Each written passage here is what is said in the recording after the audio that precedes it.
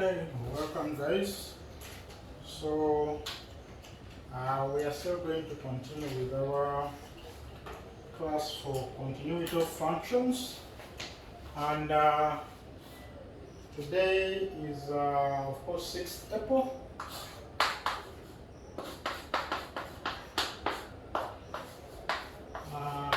2021, and we are proceeding with the class that we had last week.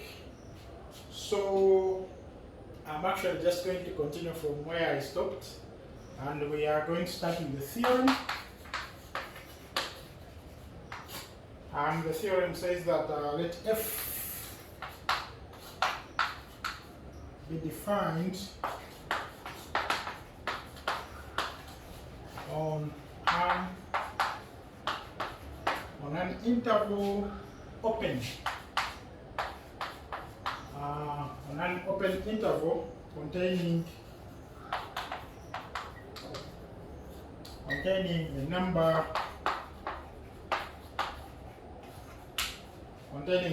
a, and we say that f is continuous at a if and only if the limit as h goes to 0 of f a plus h is equal to f of a. So we are saying that the function is continuous at a point a if and only if the limit as h goes to 0 of f of a plus h is equal to f of a. And we make a note or a remark that because of the if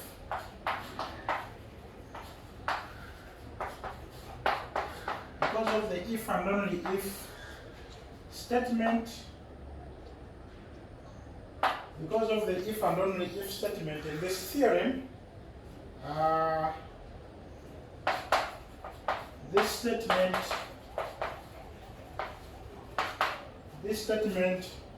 can be used as an alternative definition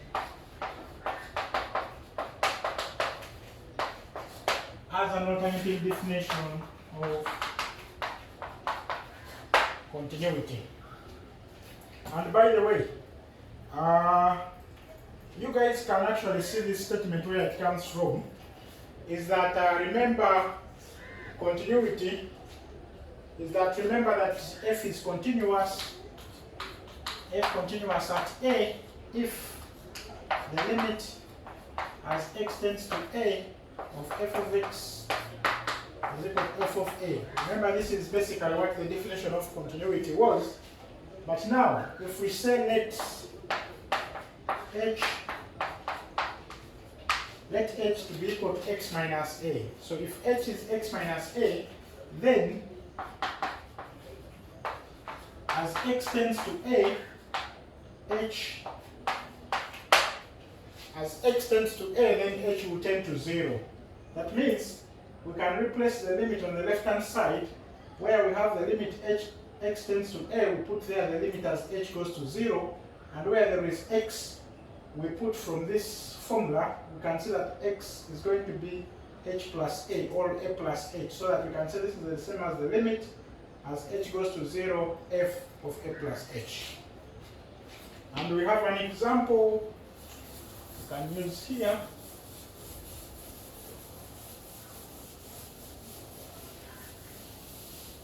We have an example.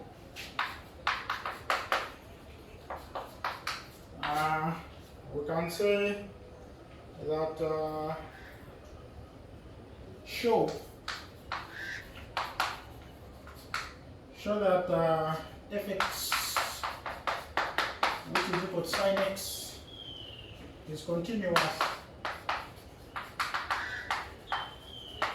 continuous at all numbers x. And how do we do this? We are going to use the previous theorem to do this, and say that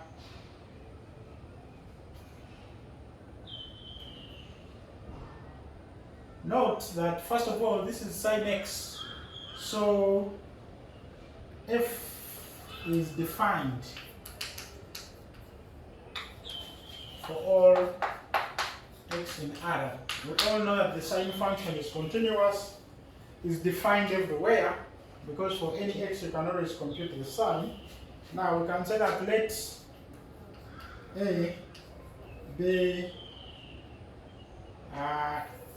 A be an arbitrary number in R, or let A in R, then the limit as h goes to 0 of f of a plus h is going to be equal to the limit as h goes to 0 of the sine of a plus h. And then we do the expansion of the sine function until that this is the same as the limit as h goes to 0 of this.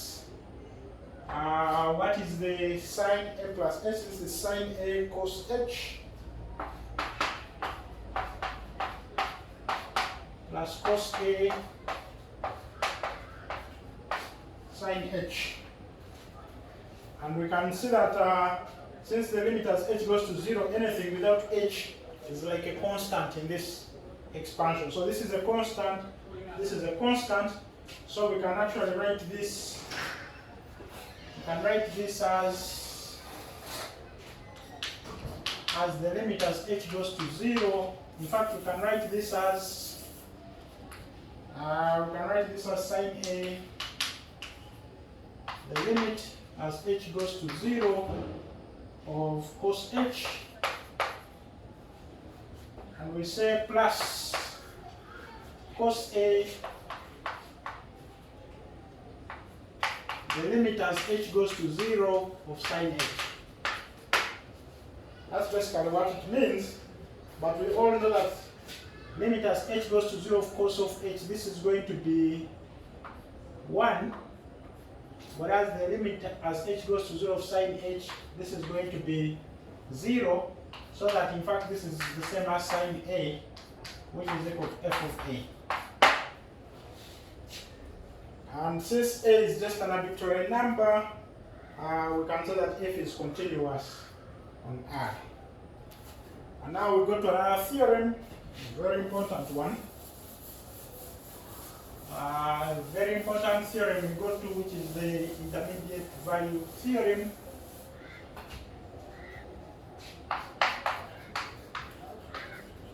So we have a theorem which is the intermediate value theorem, or we shall also be calling it the IVT. Many of you have been using it, probably not knowing that you're using the IVT, and we say that let f be continuous, let f be continuous on the closed interval,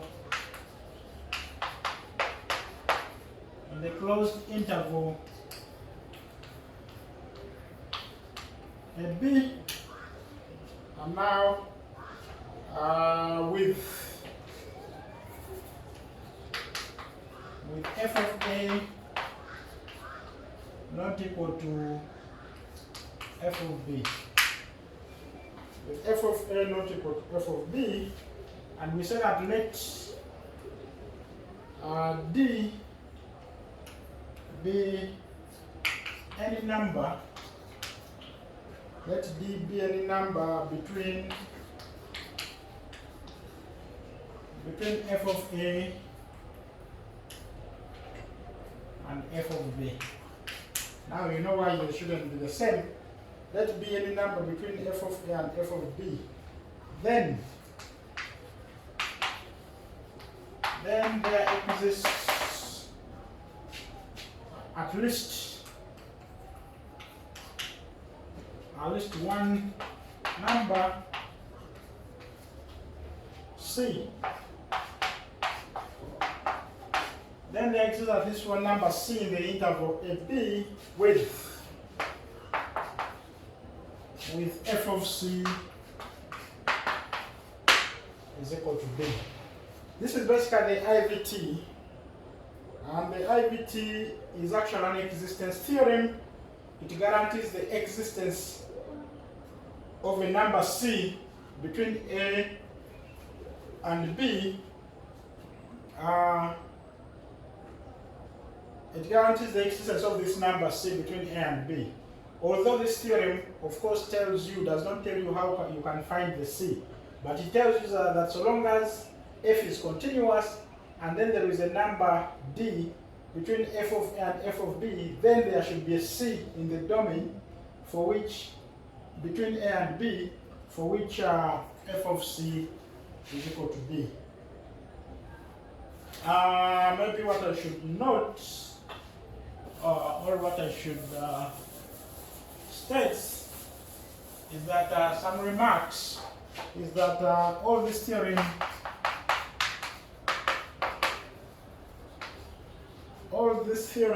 says is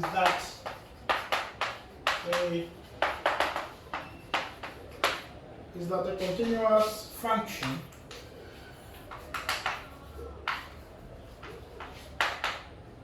cannot skip any number in passing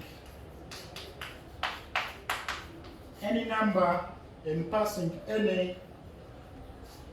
of its values to another. That is why it is a continuous function. Then it cannot skip any number, because if it skips some number, then there will be some discontinuity at the point. Like, for example, when you have a jump discontinuity. And we said that the IVT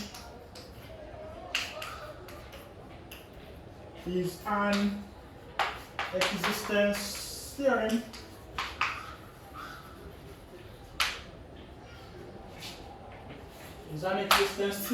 It guarantees the existence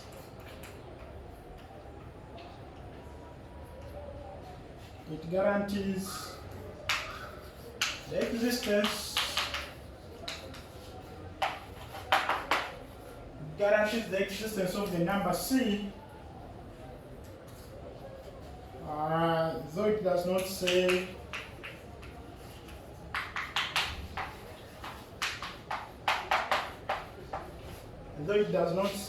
how to find it. It just tells you that if you have a D between f of A and f of B, then if D is between f of A and f of B, then there exists a C. But it does not tell you how to find the number C. And we say another note or another remark is that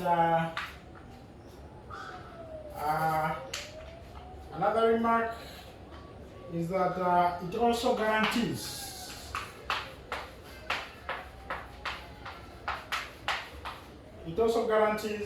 the existence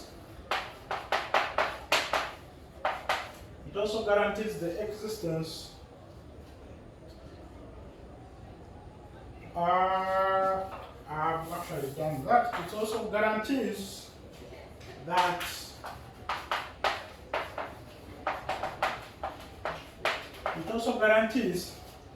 that a continuous function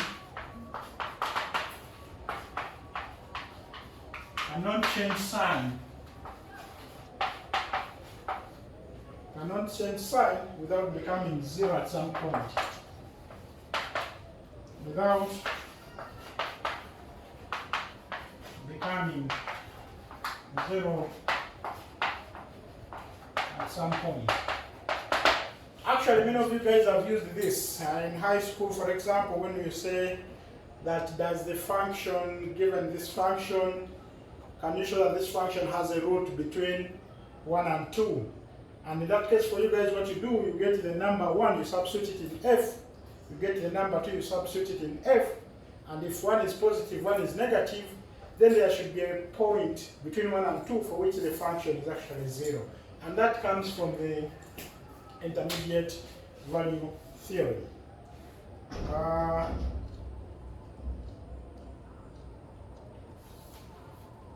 Okay, so let us do an example.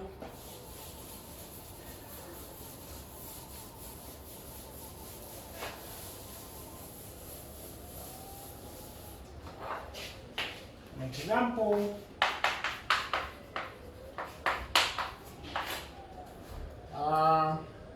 is that show that f of x, which is equal to 4x cubed minus 6x squared plus 3x minus 2 has a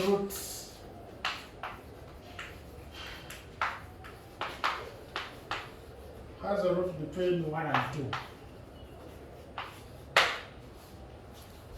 I think this, you guys have already seen this, I think. We said that the root of f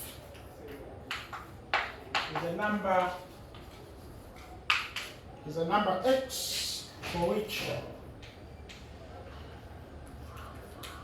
f of x is equal to 0. Now, what is f of 1? F of 1 is going to be 4 minus 6, that is negative 2, plus 3, that is 1, minus 2 is equal to negative 1, and f of 2, you guys can actually see when you put f of 2, this is going to be 8 times 4, 32, 6 times 4, 24, so you have a 32 minus 24, that is 8. 8 plus 6, that is 14, minus 2, and that is 12. That is 12. And now, since 0 is a negative 1/12, remember we said if there is a d. Remember in the IVT we said if d is between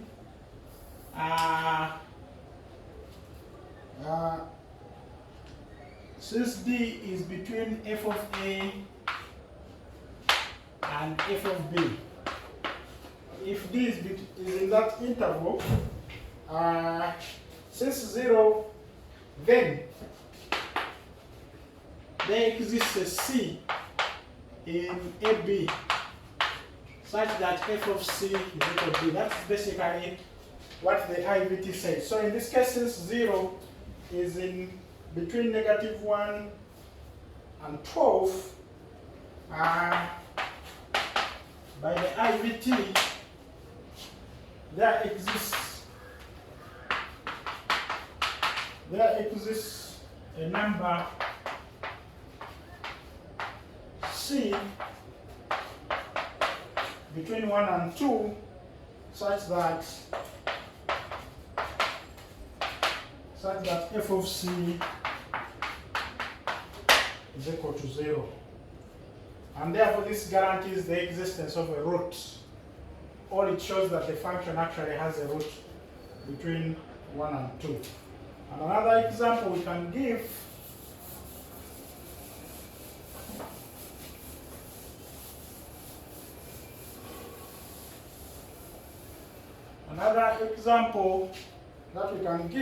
is, for example, when we are solving x cubed minus 2x squared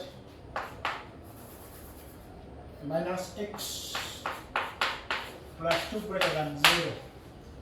Of course, you guys have also done this in a different way, but we were actually making use of the IVT. First of all, we need to first factor this and say x cubed minus 2x squared minus x plus 2 is actually, if you guys try to factor this, for example, when you look at this, if you put x is equal to 1, this is 1 minus 2 minus 1 plus 2, this is 0. So already 1 is the root of this. So you have x minus 1, x plus 1, x minus 2.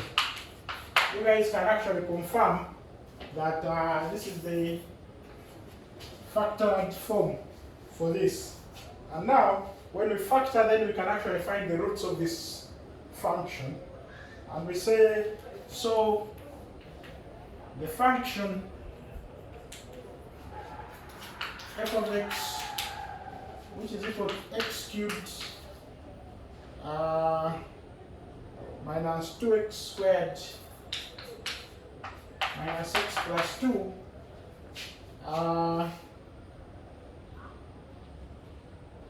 has roots at x is equal to 1, minus 1, and 2. Or if we can go from order and say minus 1, 1, and 2. So these are the roots. And we know this is a polynomial, so it is continuous. So we say that since g is continuous, by the way, these are the only roots of this function. There are no other roots. So we say that since g is continuous, then by the IVT, g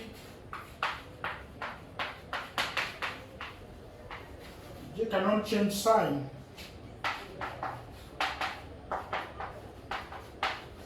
All of a sudden.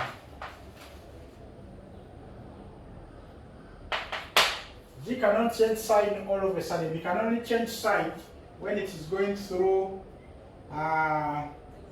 0. In other words, when it's going through the points minus 1, 0, 1, 0, and 2, 0 on the x-axis.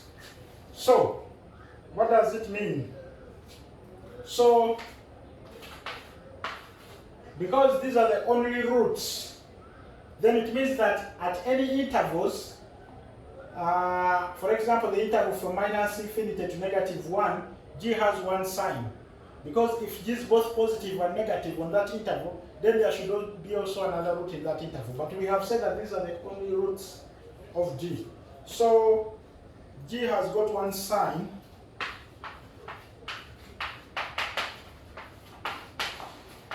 So g has got one sign in the intervals.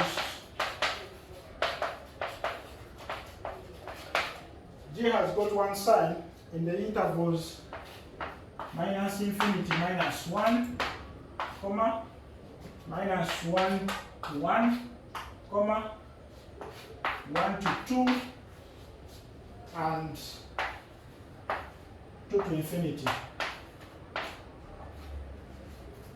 Because between any of these intervals, the function can only take up one sign. It is either positive or it's negative, but it's not both positive and negative, because being positive and negative will mean that there is another root also in those intervals, and yet these are the only roots of the function.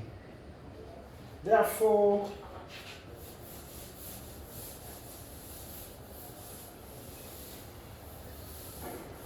and we say that therefore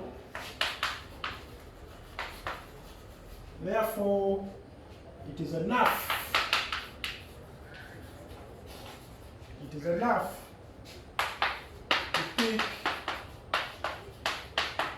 enough to pick just one value. It is enough to pick just one value in the intervals.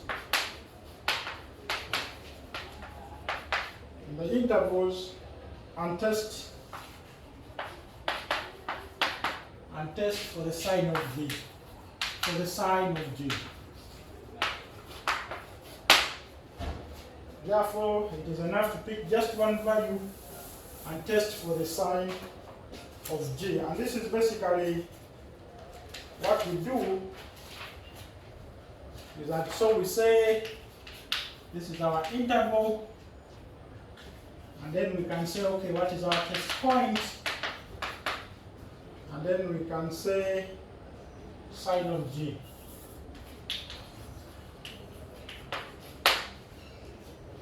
And remember, what is g? G is x cubed minus 2x squared minus x plus 2. Sine of g at the test point. In this case, we have minus infinity to minus 1. Let us choose the smallest point, maybe say minus 2, for example. Substitute minus 2 in here and see what happens. Of course, this is going to be negative 8.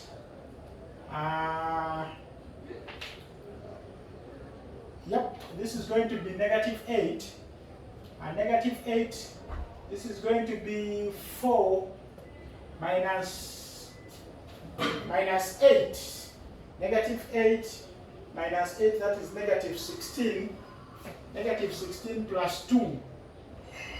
Negative 16 plus 2 is negative 14. Negative 14 plus 2 is negative 12. So the sign here is negative. And now we go to another interval, which is a minus 1, 1. Minus 1, 1, the easiest test point we can take is 0. Put 0, 0, 0, this is positive. Now we go to the interval 1 to 2.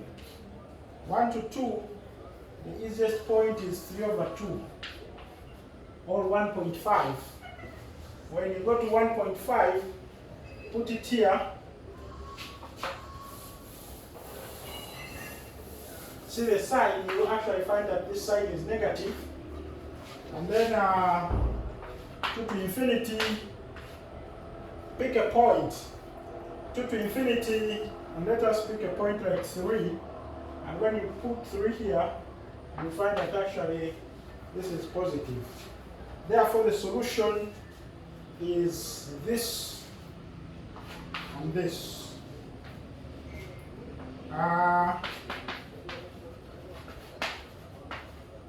Therefore, the solution set of x cubed minus 2x squared minus x plus 2 greater than 0 is right here is greater than 0, remember. So we actually take this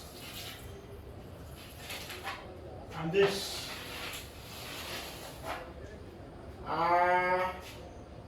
Is minus 1, 1, or union 2 to infinity. That would be x is either in this interval or in that interval.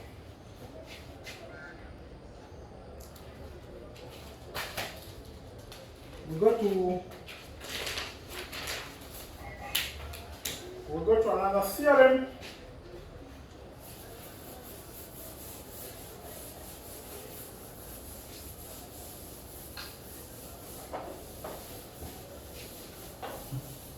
Which is the fixed point theorem. So another theorem which is actually called the fixed point theorem.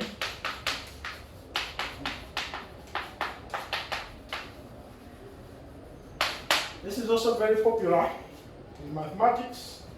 We say that let f be from 0, 1, mapping 0, 1 and 2, 0, 1 be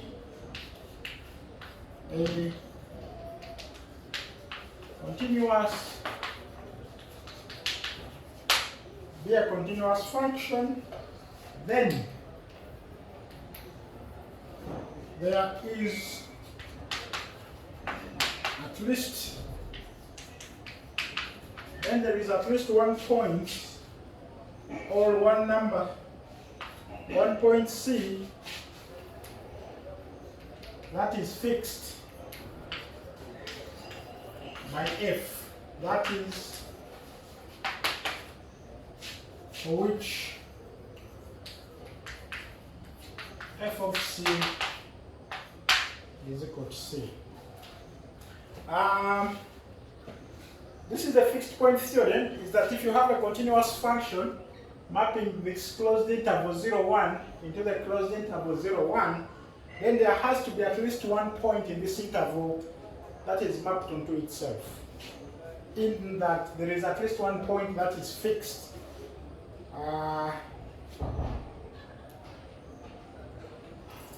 And we say that the remark here is that this theorem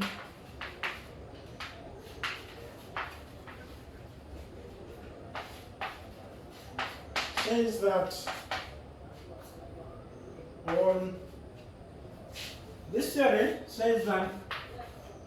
that on proceeding from 0 f of 0 to 1 f of 1, on proceeding from this point f of 0 to f of 1,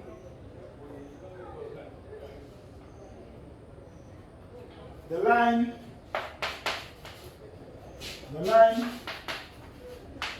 y is equal to x must be crossed.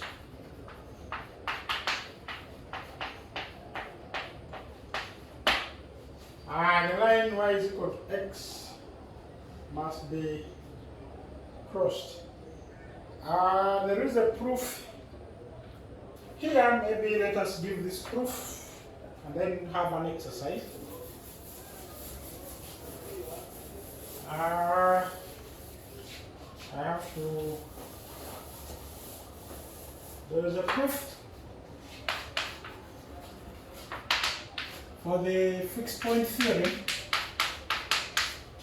There is a proof for the fixed point theorem is that let G be a function from 0, 1 to R,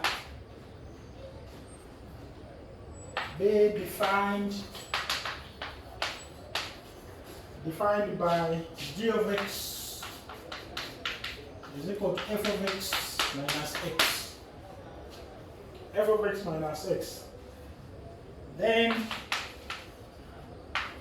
G is a continuous function.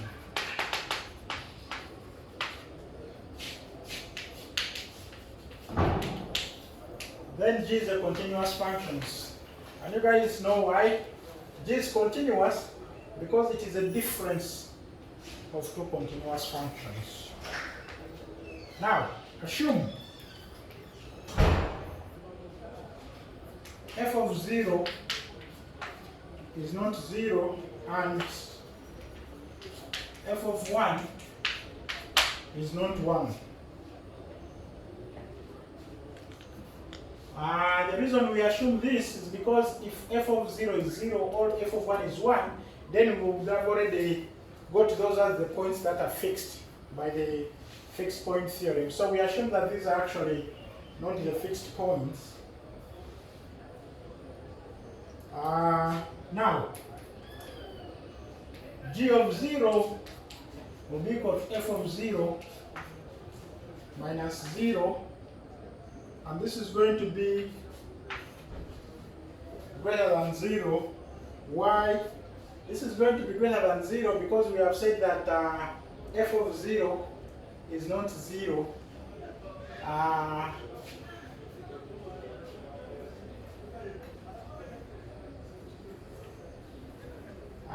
F of 0 is greater than 0 since, and this is because, remember, f of 0 minus 0, I'll say that this is equal to f of 0, and that is greater than 0, and the reason that is greater than 0 is that since f maps 0, 1 into 0, 1, since f maps 0, 1,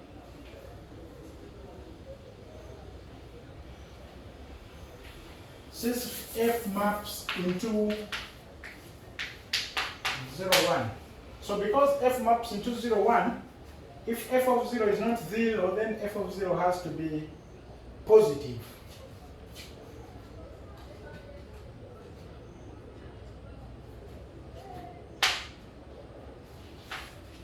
And f of 0 is not 0, because we have assumed that. Now the second one, g of 1, also g of 1 will be f of 1 minus 1. And you guys know that this is definitely going to be negative. The reason this is going to be negative, f maps into 0, 1. So it means that the biggest number f can take up is actually 1. So it means that f of 1 minus 1, this one, is less or equal to 1. So that means this is actually going to be, but we have also said that f of 1 is not 1. So because f of 1 is not 1, this number is actually less than 1. So that when you subtract it, that number minus 1, you get a negative number. Since f maps into 0, 1 and f of 1 is not 1. So by the IVT, so by the intermediate value theorem, g is changing signs because g is actually going to be positive at 0 and negative at 1. That means there is a number between 0 and 1 such that g of c is equal to 0. So by the IVT applied on g on the interval 0, 1,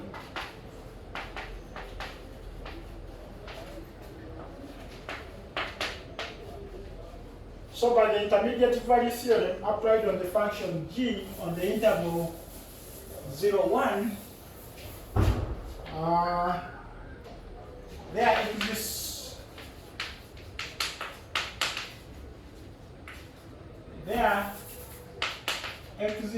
a c in 0, 1 such that g of c is equal to 0. And we say that this implies the existence of a c such that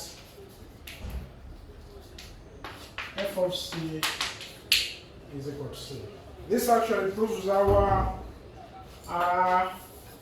fixed point theorem. So I can give some questions for you guys to try out when you get time.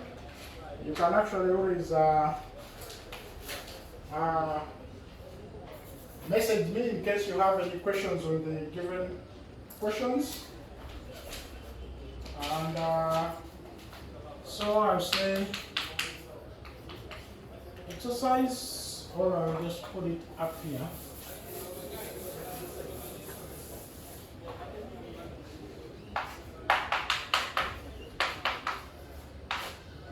So, exercise, question 1 is that use the intermediate value theorem to find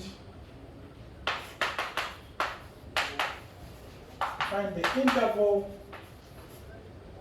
on which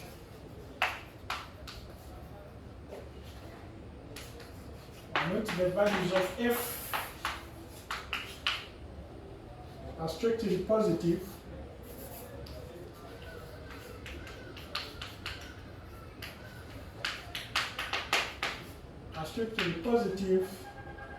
or strictly negative.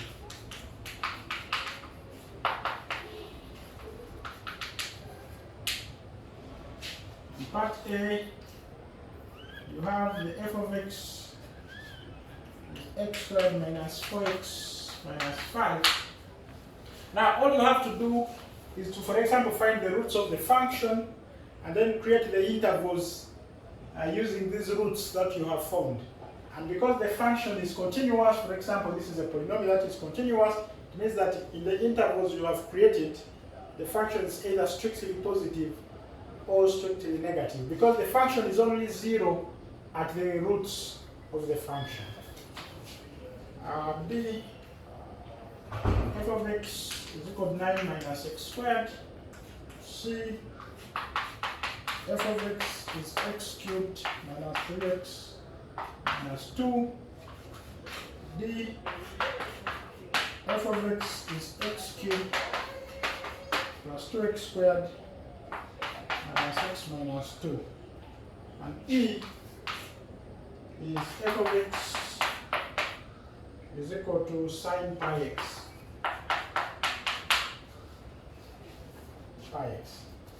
And now question 2.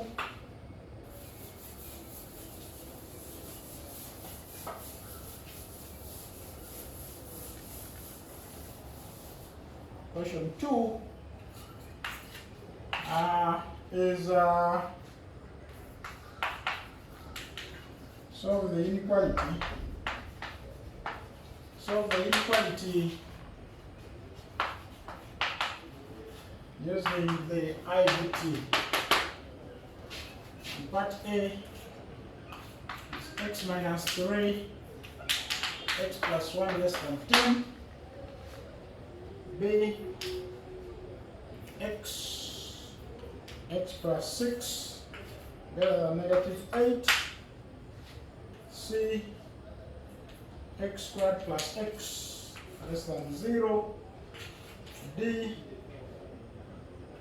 x cubed plus x squared minus 2x greater than 0. By the way, here if you're going to solve, for example, the first two, you have to first of all take, I would say take 10 this side, and then assume that the function you have is this actually minus 10. This is plus 8, and then that will be the function. So that you can actually have less than 0, greater than 0, like the way you have here, and then you are able to solve. Another question.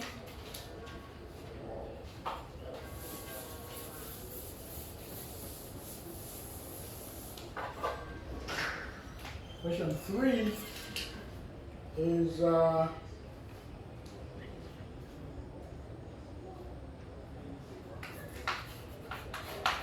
verify that f of x, which is equal to x squared, satisfies the hypothesis or the assumptions of the IVT on the interval 1, 2. Verify that this function satisfies the hypothesis or the assumptions of the intermediate value theorem on 1, 2, and we said that use the IVT to explain why root of 2 is between 1 and 3 over 2, and root of 3 is between 3 over 2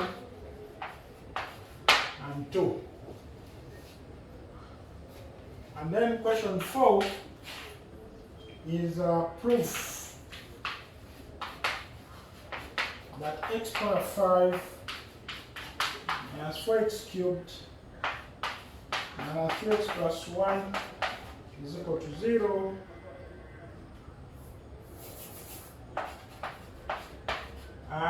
Minus 3x plus 1 has a root. Maybe I should say f of x, which is equal to this, has a root between 2 and 3. You guys can try out this, and then I'll stop there for today, and tomorrow we shall actually do something on the formal definition of a limit, which will now end continuity so that we go to the derivatives or differentiation. Thank you.